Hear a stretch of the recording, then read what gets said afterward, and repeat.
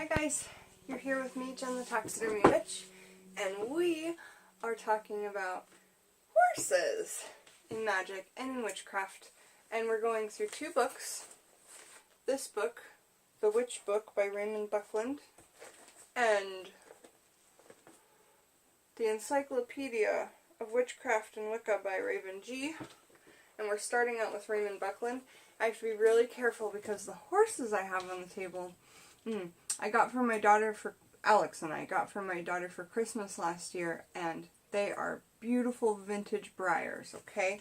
I'll show them to you at the end because they barely stand up on the table. So also I wanted to tell you that I have my candle going all the time. This is my altar candle. It's really special right now because my dad is sick and in the hospital. So let's, it's good to give your candle an offering, even if it's just a penny or a little piece of herb. And I'm putting my penny in there with some little taxidermy tweezers because they're really long and I can get them in there when the candle's lower, okay? When it's burned down lower. And I just keep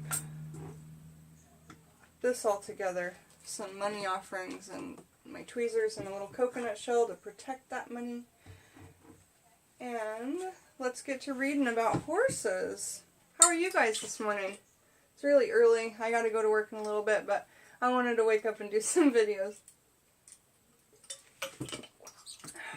Got up at 4 a.m., been doing videos, really enjoying you guys. I feel like I should be here. There we go. Okay, horses. Poseidon, the Greek god of the sea, was said to have created the horse. Whipping up the wave tops, the thunder of the surf sounding like the thunder of hooves. Many gods and goddesses have been associated with the horse. Demeter, the Greek goddess of fertility, was sometimes represented as having the head of a horse. I think I've seen that before, and I think I've been really attracted to that. Epona, the Celtic goddess, was almost always depicted riding side saddle on a white horse. That's so cool when women used to do that. The Celtic goddess was she was adopted by the Roman cavalry as a protector of horses. The famous white horse Uffington in Berkshire, England, was cut into the chalk scrap near a pre-existing Iron Age hill fort in the 1st century CE. Was of cult significance and probably marked a site sacred to the horse goddess Epona. The Norse god Odin, so a lot of gods and goddesses are attached to the horse. That's really amazing. My daughter does horse lessons. It's so cool. Let's see. In many areas, the horse is considered a symbol of fertility, or a fertility symbol. In parts of Germany, I'm mostly German, my heritage, the last sheaf of the gathered harvest is called the oat stallion. Martingales were hung from horses to protect... What's a martingale? Were hung from horses to protect them from evil and to promote health, strength, and fertility. These were lengths of leather... Here we go. Here's what it is. Lengths of leather cut onto which were fixed brass talismans of different shapes, known as horse brasses. The symbols used including the sun and the crescent moon, horse shapes, stars, acorns, oak leaves, trefoils, and hearts. Martingales and individual brasses can still be seen worn on horses throughout Europe and elsewhere. That's awesome. That's really cool. I'm going to ask my daughter if she knows about that. The martingales were important because it was believed that witches would steal unprotected horses to ride to the Sabbath. The animals would be found in the morning, exhausted and covered with sweat. They were referred to as hag-ridden. I was going to talk about hags too if I have time in this video, but I'll probably do a separate video on hags. So stay tuned for that. A stone with a natural hole through it, known as a hag stone, was often nailed up in the horse's stall to protect the animal from theft. So again, the people who aren't witches are using witchcraft to protect themselves from witches. You're a witch! What are you talking about? Like, you're... I'm sorry. This is my opinion, and I'm allowed to have it, and I hope that some of you agree with me, but if you're doing these things, if you're making things for purpose, to ward off evil, to keep away something, isn't that witchcraft? I don't know. I mean, I think that's kind of the definition. Okay, back to this. Jennifer, bring it back. Bring it back. Okay. It was also believed that a witch could turn a person into a horse. In 1633 in Lancashire, England, an 11-year-old boy named Edmund Robinson encountered 2 greyhounds that later changed into a woman and a young boy. He recognized the woman as Frances DeCosin, a neighbor's wife. The woman offered him money to keep quiet about the incident, but he turned it down. Then she changed the accompanying boy into a horse and forced Robinson to ride the animal into a gathering of witches. The usual way for a witch to turn someone into a horse was to throw her magic halter, Halter, over the head of the desired changeling. This would immediately transform the person into a horse, which the witch would then ride. If the person was quick enough, he could pull off the halter and throw it over the witch's head, in turn changing her into a horse. So if this ever happens to you guys, I don't know, make sure you throw it back at her. I don't know if it would work from a witch to a witch, but you could have your own powers there, couldn't you? Okay. Hobby horses were part of many old pagan rituals, some of them extant today. The hobby horse is a wooden or wickerwork frame draped with cloth carried by a man who stands inside it. It includes a simulated horse's head, which may be an actual horse's skull, and a tail. According to the Encyclopedia Britannica, it is a fertility animal disguised that appears as a change of season. To stimulate renewal of life, it changes women and brings luck, i.e. fertility, to the horses it visits in exchange for money. There are hobby horses found all over Europe and England. The best known are the Old Hoss at Padstow, Cornwall. You guys, I have so many viewers from the UK. Let me know if you've been there, if you've seen it. You should go there if you haven't. Oh my gosh, some of you should do this for me. I really want to know more about it from, videos some for me. I'd love it. Okay, in Cornwall, which participates in the May Day revels, and the Minehead horse in Somerset, which is ridden by a man in a tall pointed hat who wears a metal mask. Gosh. Some Morris dancers side feature the hobby horse. Many early essential prohibitions mention the hobby horse specifically due to its pagan connections. And right after this, it has the horseshoe. And I'm going to do a separate video on horseshoes because I really want some, and I have not been able to find any. And, I've only been calling myself a witch for a little bit, about 2 years now. So there are a lot of things I don't have that I really want, and horseshoes one of them. But we're already at 9 minutes, so we need to just move on to the horse out of this book. And if we have time, we have time, Okay.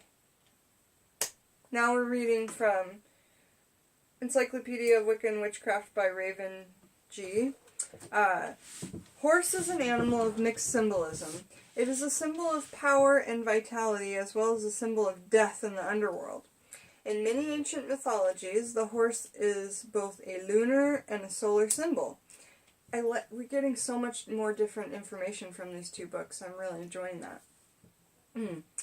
According to Greek mythology, Poseidon created the horse during a competition with Athene over the ownership of Athens. In both Roman and Greek mythology, the horse pulled the chariot of the sun god across the sky each day. Yes, I love that symbol of like the chariot in the sky and someone in front of it. Oh, the horse was originally viewed as, I can't pronounce this word, so I'll spell it, Chthonic, chthonic, partly because in mythology it was created in the dark depths of the ocean. As a chthonic creature, it was also associated with the underworld and with death. It says here a horse is a chthonic creature associated with the underworld and a divinity of death. In European folklore, black horses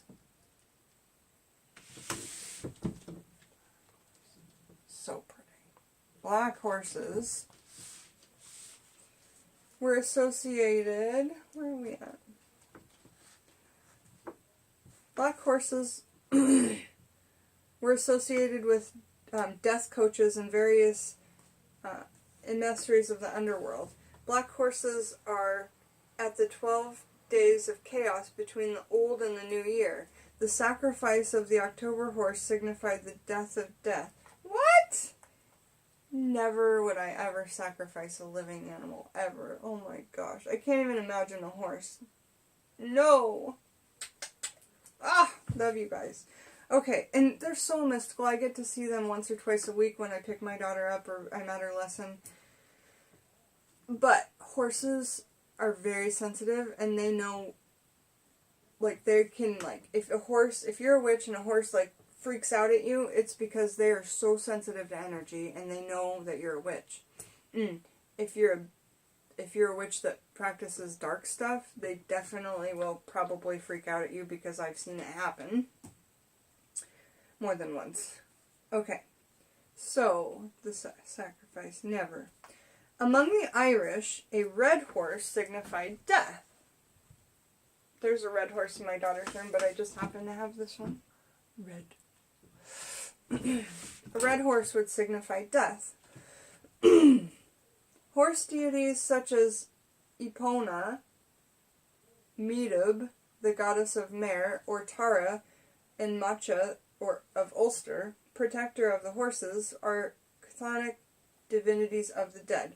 The association between mother goddess and horse is present in the image of Macha, both a single and triple goddess.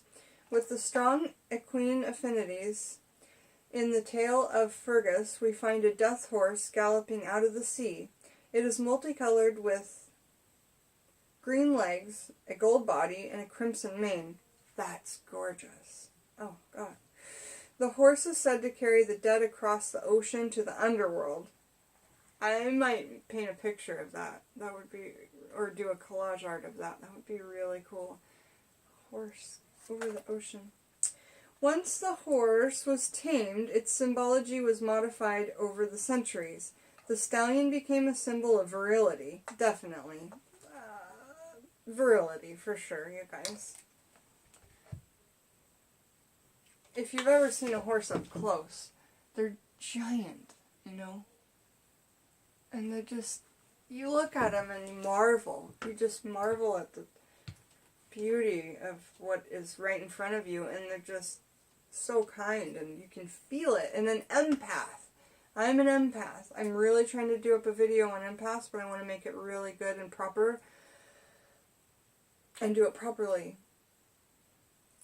But when an empath is near a horse, man, I can't go to that barn without crying, because it's such a beautiful energy. You guys, sometimes when I have tears, I'm not sad. Sometimes I'm sad when I cry, but mostly it's like, I just feel this energy and I can't shake it, you know, and, I smile and I cry and, you know, my whole life people have been like, are you upset? I'm like, no, I'm just feeling, like, good and happy or whatever, so. Anyway. By the way, witches' tears are great ingredients for your spells. I'll do a video on that as well. Okay, once the horse was tamed, its symbolism was modified over the centuries. The stallion became a symbol of virility. The imprint of a horse's footprint was a sign of its power, and to possess a horseshoe was good luck symbol, meaning that you were under its protection. See, that's awesome too. When the horse was tied to the plow, it became a symbol for the harvest. So, we were talking about Mabon earlier. You know, you could put a horse on your altar. I might put one of my daughter's little miniatures up there. The hobby horse appearing in some May Day celebrations as various rituals, dances of pagans' origins with its reflection and symbolism. That's awesome. We have time to talk about horseshoes, because they're not in this book. We'll just talk real quick about horseshoes, since we already mentioned them. Okay, so now we're back to the Witch Book, the Encyclopedia of Witchcraft, Wicca, and Neo-Paganism by Raymond Buckland. Okay? Horseshoes. A symbol for luck. The British Admiral Lord Nelson had a horseshoe nailed to the mast of his ship Victory that was supposed to bring success in battle. Okay, success in battle. It is thought that horseshoe becomes a good luck, and that could be a battle that you could interpret that in many ways. That could be a battle with your relationship, with your work, with money, with bills. Like, you could form that, you know, it could be literal battle, like war, or you could make it to where it was a battle you're having even within addiction, you know, anything like that. Okay? It is thought that, sorry.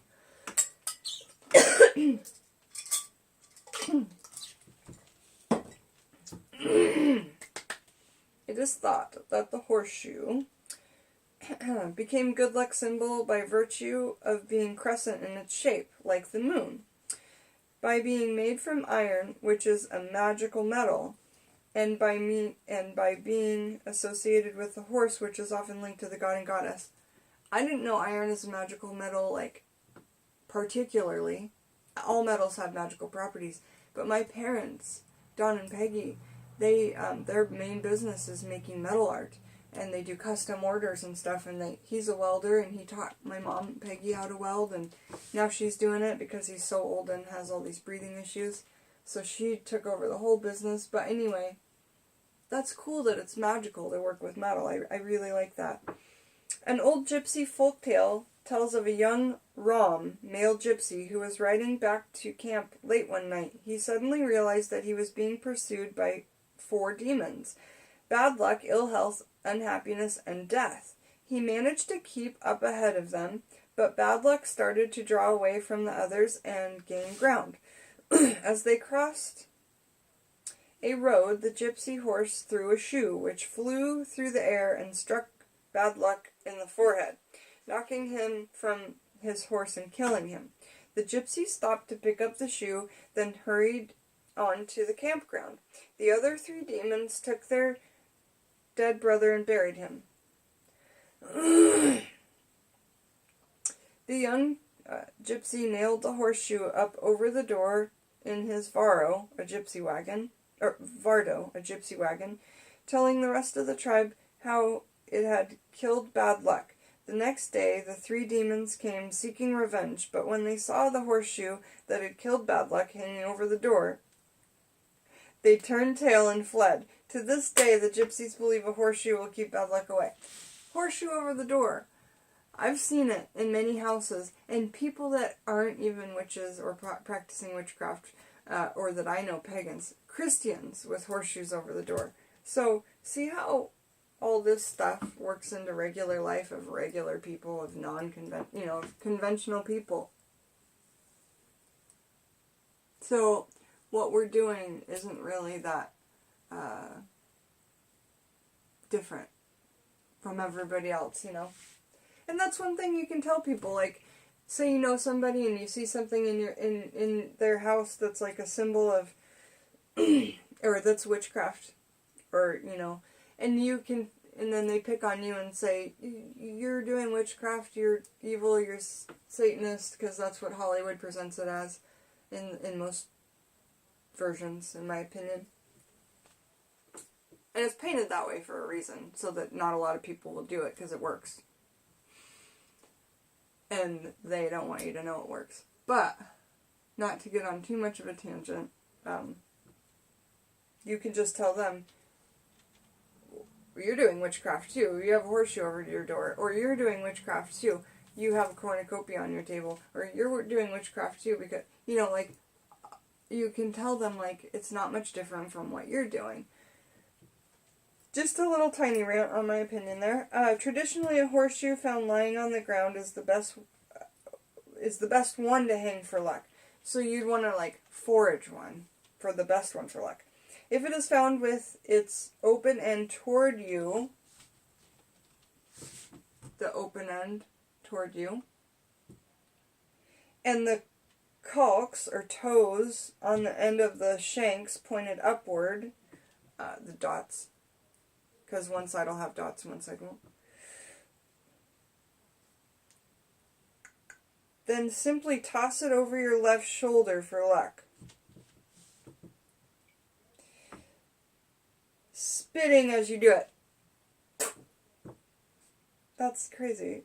And I've heard a lot of spells that say throw something and spit as you do it. I'm going to start putting that into more of my spells because it seems to be pretty powerful and old school and practiced for years and years, which makes the energy of the world accept it more, in my opinion.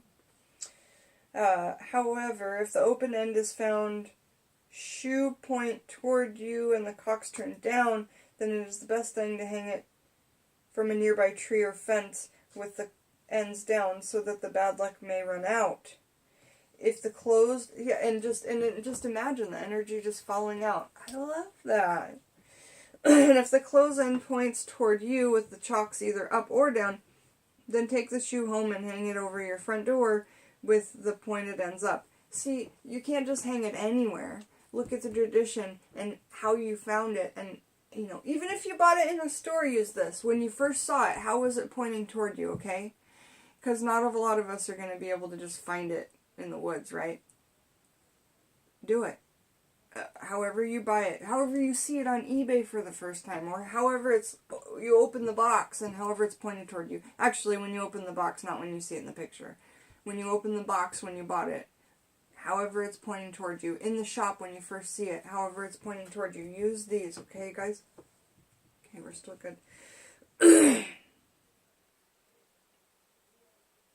It will retain luck and keep all negativity away from the house and its occupants. And I feel that this is really powerful. More powerful than the corn stalks over the door, or the mirror that I've suggested before.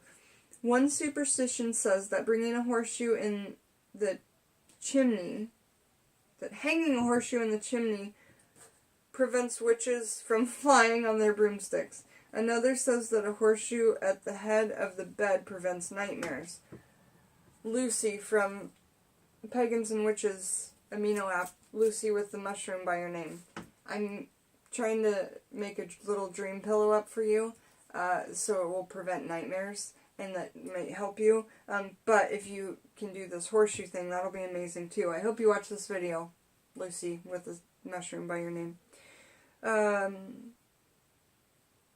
And if you guys don't know about Pagans and Witches Amino app, look it up right now because it's the best witches community on the internet that I believe. I think it's the best. I love you guys. Thank you for your community that you give to me. It helped me so much get more into my craft. Whenever you feel like you might be losing it, just get back onto the Pagans and Witches Amino app because that community is 100% top-notch prime. I love it. Love it so much. Okay, prevent nightmares. So, another horseshoe at the head of the bed prevents nightmares, okay? In Sir Walter Scott's novel, The Regulant, a character says, "Your wife's a witch, man. You should nail a horseshoe on your chamber door," bedroom door, I think.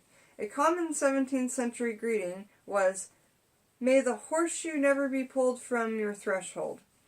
Bessie Bathgate of Eyemont, Scotland, nailed a horseshoe to the door of her house in 1634, but she was actually indicated for it. It seems the court believed that the horseshoe was a devilish means of instruction from the devil to make her goods and all of her affairs to prosper and succeed. So that was a good bit on horseshoes, and we're getting up there in time. So thank you for joining me. I believe I did show you all of the horses. They're beautiful briars, vintage from the 60s or 70s. Really love them. The black one's great. Alright, you guys, had a lovely time. Really excited to do more videos with you guys, and see you soon. Jen, the Taxidermy Witch.